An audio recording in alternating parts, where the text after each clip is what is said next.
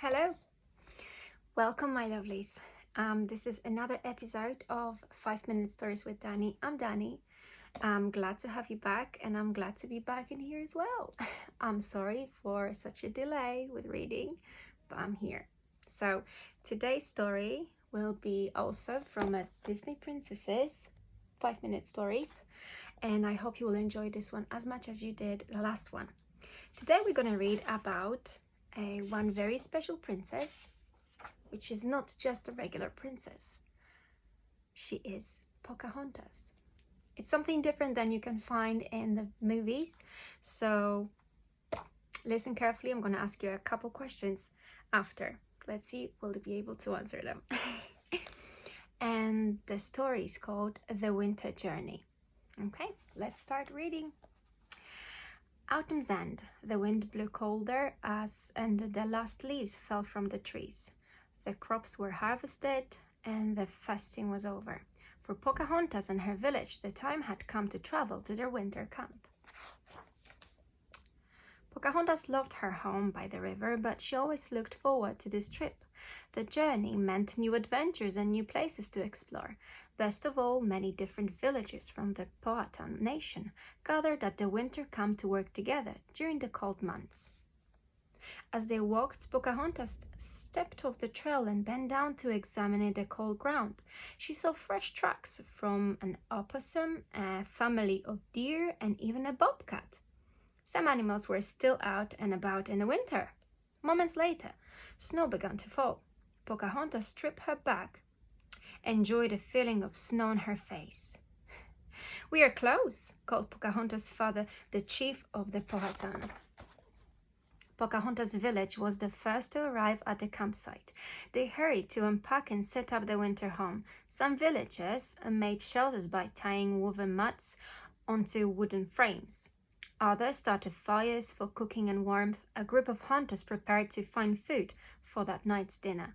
Pocahontas and some others set out to gather firewood. "Let's bring back as much dry wood as we can before dark," said Pocahontas. Pocahontas strayed further from the camp to search for wood. She loved the quiet of the winter forest and the soft sound of the wind.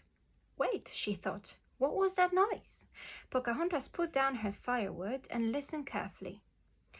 There it was again. It sounded like crying. She climbed the nearest tree but couldn't see anything at first. Then she looked down and gasped. A little deer was wandering alone in the woods. He was too young to survive on his own and needed to get back to his mother quickly. Pocahontas climbed down from the tree. Her moccasins crunched softly in the snow.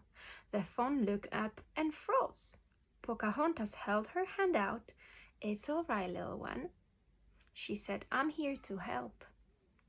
Slowly, Pocahontas reached into her pouch and pulled out some berries. She held them flat on her palm so the breeze would carry their scent to the fawn.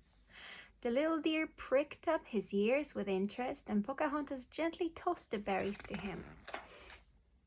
While the fawn happily ate his snack, Pocahontas crept around him until she could see his tracks in the snow. She had to take the fawn back the way he had come. She dropped a berry on his path. Following the tracks a little farther, she dropped more berries, and the fawn went hurrying after her. Soon they came to the bank of a creek. Scanning the icy mud at the water's edge, Pocahontas saw two sets of tracks. One belonged to the fawn and the other, she thought, must belong to his mother. The mother's track continued on the opposite bank. Pocahontas lightly ran across a path of rocks off creek. Then she put a berry down on the far bank. The fawn walked closer and reached out a hoof, then pulled back. He was afraid of the rushing water.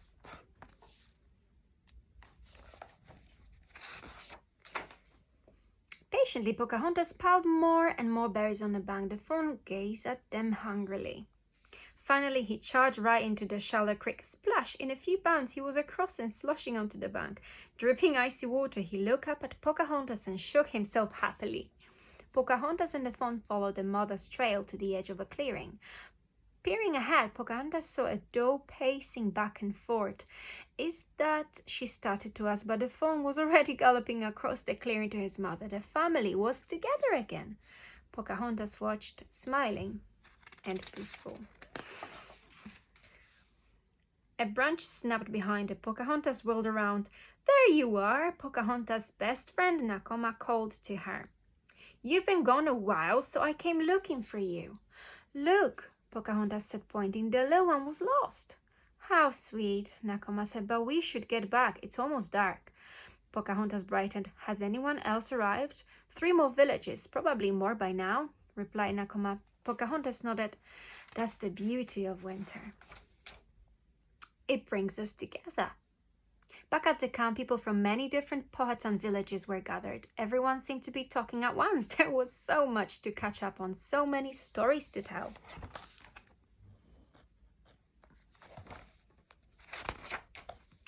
Pocahontas snuggled under a blanket by the fire and listened. She was happy to be surrounded by the love and laughter of her family. Seasons changed and camps moved, but no matter where she rested her head, the land and the families Pocahontas around her always felt like home. The end. I think that was a quite lovely story.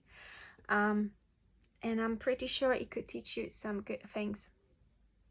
Okay, well, now I really hope you enjoy this story just as much as I did reading it and as much as you enjoyed the last one.